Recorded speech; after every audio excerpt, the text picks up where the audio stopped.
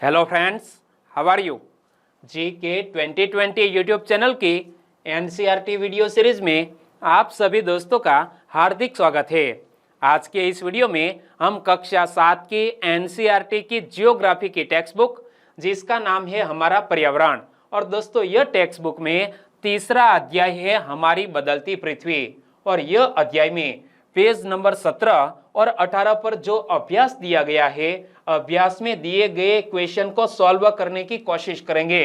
तो वीडियो में आप लास्ट तक बने रहिए। लास्ट में कमेंट सेक्शन में जरूर बताना कि आपको यह वीडियो कैसा लगा। तो चलिए बिना वक्त गंवाए स्टार्ट करें। कक्षा 7 की एनसीईआरटी की जियोग्राफी की टेक्स्ट बुक हमारा पर्यावरण, जिसका तीसरा अध्याय है हमारी बदलती पृथ्वी, और यह अध्याय में लास्ट में अभ्यास में जो क्वेश्चन दिए गए हैं उनको सॉल्व करते हैं। पहला क्वेश्चन है, निम्न प्रश्नों के उत्तर दीजिए। प्लेटें क्यों घूमती है? प्लेटें इसीलिए घूमती है क्योंकि पृथ्वी के अंदर पिघला हुआ मैग्मा होता है, इसमें गति होती रहती है। इसी गति के कारण ही प्लेटें सदा धीमी गति से चारों तरफ घूमती रहती है। ये वर्ष में केवल कुछ मिलीमीटर ही घूमती है।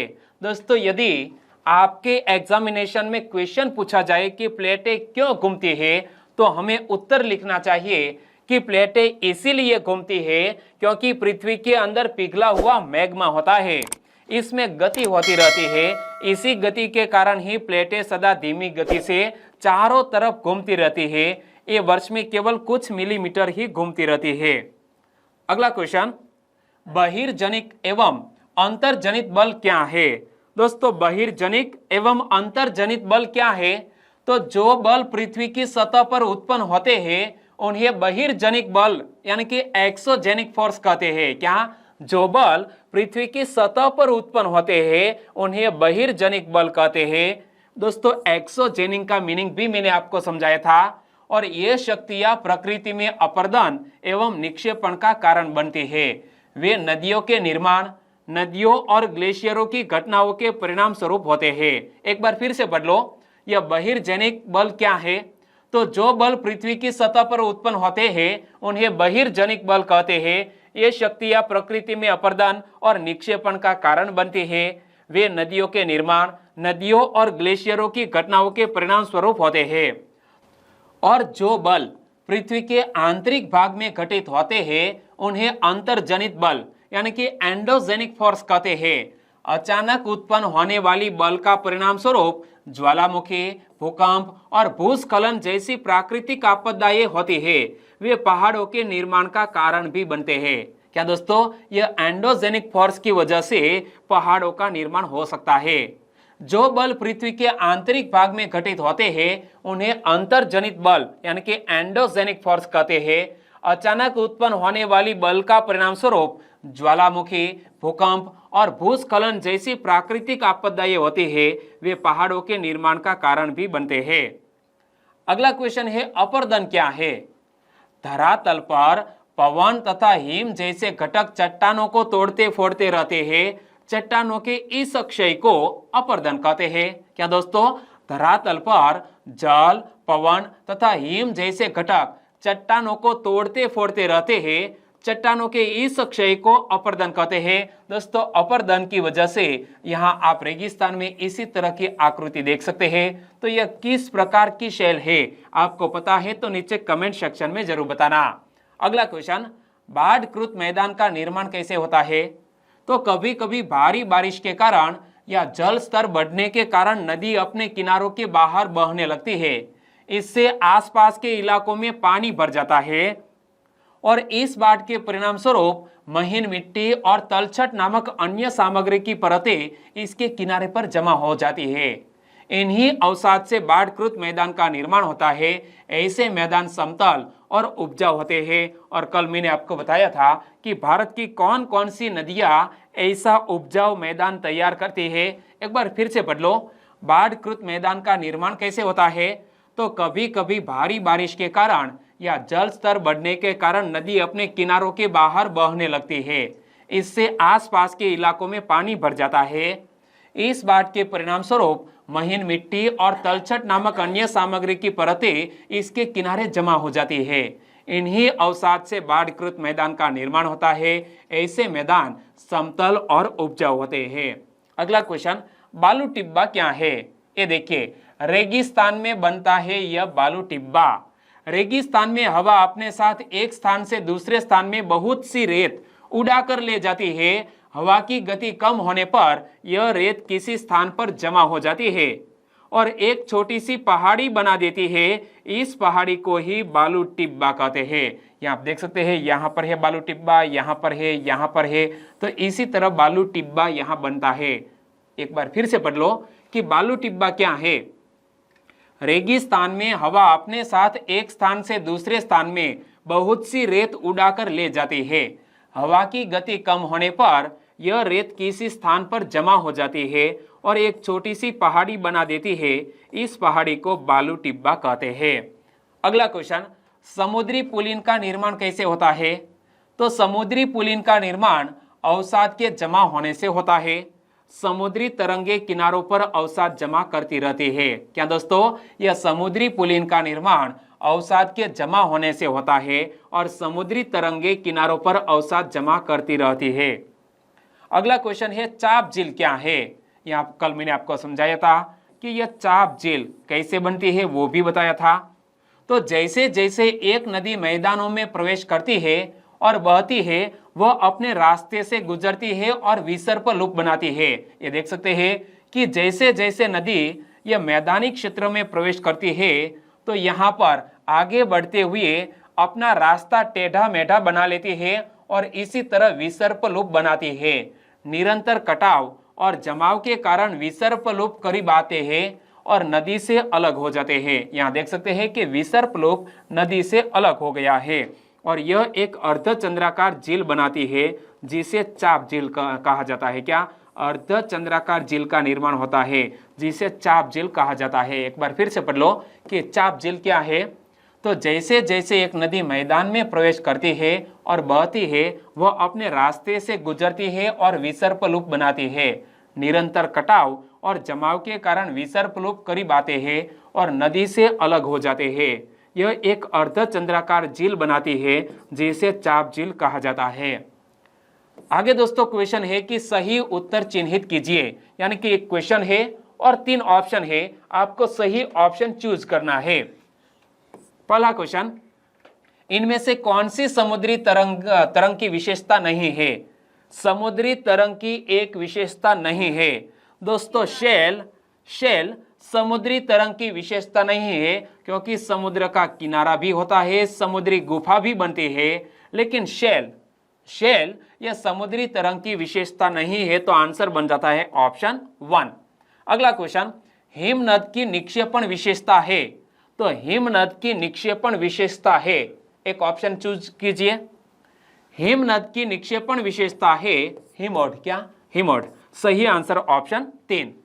अगला क्वेश्चन, पृथ्वी की आकस्मिक गतियों के कारण कौन सी घटना होती है? तो पृथ्वी की आकस्मिक गतियों के कारण कौन सी घटना होती है?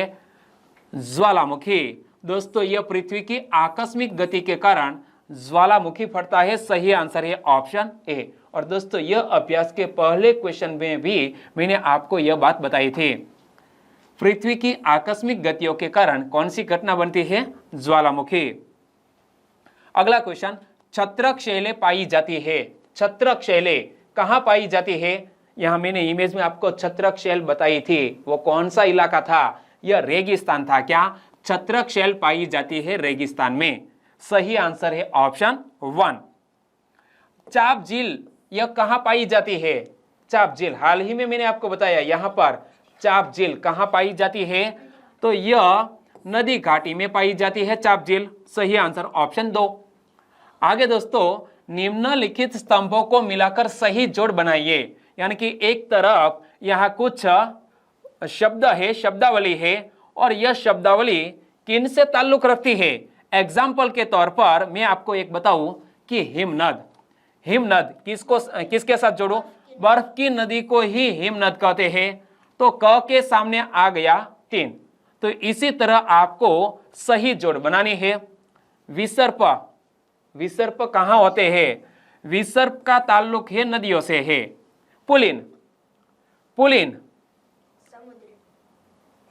समुद्री तट। पुलिन कहां पर निर्माण होता है? समुद्री तट पर। बालू टिब्बा, बालू टिब्बा होता है रेगिस्तान में। जलप्रपात, जलप्रपात बनता है कठोर संस्तंभ शैल से। यहां पर दोस्तों जलप्रपात कठोर संस्तर शैल। भूकंप, भूकंप यानी कि पृथ्वी में जो वाइब्रेशन होता है तो पृथ्वी का कंपन। तो यह हमने सही जोड़ बना ली। तो चलिए आंसर आपके सामने है। निम्नलिखित स्तंभों को मिलाकर सही जोड़ बनाइए। उत्तर आपके सामने है क्या? इसी तरह आपने जोड़ा था कि हिमनद यानी कि बर्फ की नदी, विसर्प नदियों से संबंधित, पुलिन समुद्री तट से, बालू टिब्बा रेगिस्तान से, जलप्रपात कठोर संस्तर शैल से और भूकंप पृथ्वी का कंपन। तो हमारे सही जोड़ मिल गई है सभी ऑप्शन, यानी कि यह 5 मार्क्स मिल सकते हैं। 1 2 3 4 5 6 मार्क मिल सकते हैं। आगे कारण बताइए, यानी कि कुछ कारण यहाँ अभ्यास में दिए गए हैं, उनको भी हम सॉल्व कर लेते हैं। पहला कारण, कुछ शैल छत्रक के आकार में होते हैं। तो कुछ शैल छत्रक के आकार में होते हैं। कहां पर पाए जाते हैं? रेगिस्तान में। और मैंने आपको बताया था कि कुछ इस तरह था यह छत्रक शैल, यानी कि ऊपर चौड़ाई होता है लेकिन नीचे इसी तरह होता है। ओके, तो रेगिस्तान में हवाएं शैलों के निचले हिस्से को काट देती है। क्या? रेगिस्तान में हवाएं शैलों के निचले हिस्से को काट देती है। इससे शैल का आधार छोटा और शीर्ष बड़ा हो जाता है।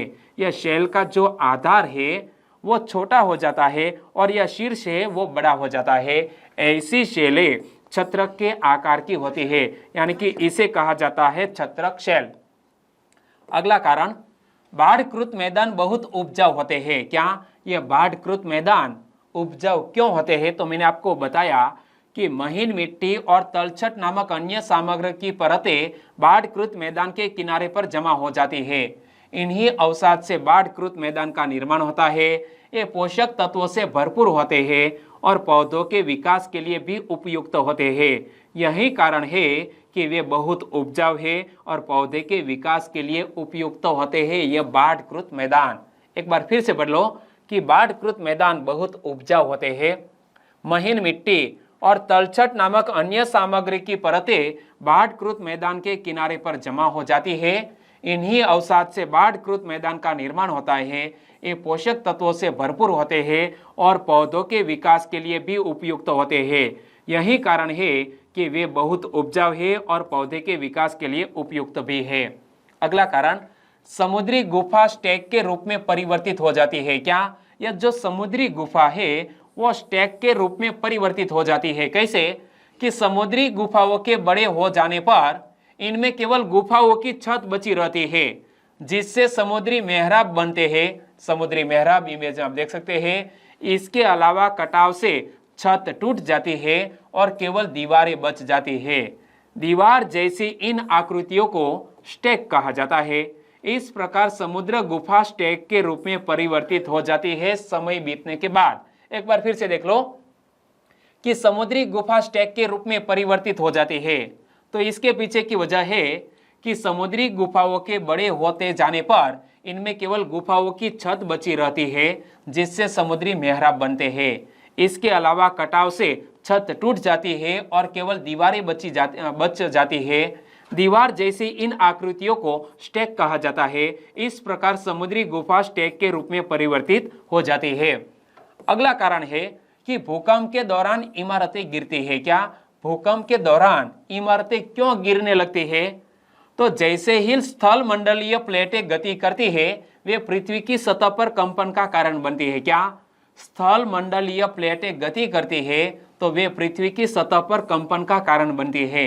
इन्हें भूकंप कहा जाता है। और जब भूकंप उच्च तीव्रता के होते हैं तो वे हर चीज को नुकसान पहुंचाते हैं, जिसमें से इमारतें सबसे अधिक प्रभावित होती है। और मैंने आपको बताया था कि कितनी तीव्रता वाला भूकंप कौन सा नुकसान पहुंचा सकता है वो भी मैंने आपको बताया था। ओके, तो भूकंप के दौरान इमारतें गिरती है। जैसे ही स्थल मंडलीय प्लेटें गति करती है वे पृथ्वी की सतह पर कंपन का कारण बनती है। इन्हें भूकंप कहा जाता है। और जब भूकंप उच्च तीव्रता के होते हैं तो वे हर चीज को नुकसान पहुंचाते हैं, जिसमें से इमारतें सबसे अधिक प्रभावित होती है, क्योंकि इमारत की जो हाइट है वो काफ़ी ज़्यादा होती है। इसकी वजह से यह इमारतें सबसे ज़्यादा प्रभावित होती है। और जमीन के अचानक झटकों के कारण ऊंची ऊंची इमारतें भी हिलती है और उनमें दरारें पैदा हो जाती है। परिणाम स्वरूप वे ढह जाते हैं। दोस्तों, हमने कच्छ का एग्जाम्पल लिया था कि कच्छ में 26 जनवरी 2001 को भूकंप आया था। तो किस तरह का वहां हादसा हुआ था कि जमीन के अचानक झटकों के कारण ऊंची ऊंची इमारतें भी हिलती है और उनमें दरारें पैदा हो जाती है। परिणाम स्वरूप वे ढह जाते हैं, यानी कि जो ऊंची ऊंची बिल्डिंगें होती है वो गिर जाती है। तो यहाँ यह अभ्यास को हम खत्म करते हैं, तीसरा चैप्टर भी पूर्ण करते हैं। आने वाले वक्त में एक नया अध्याय शुरू करेंगे। तब तक के लिए टेक केयर एंड जय हिंद।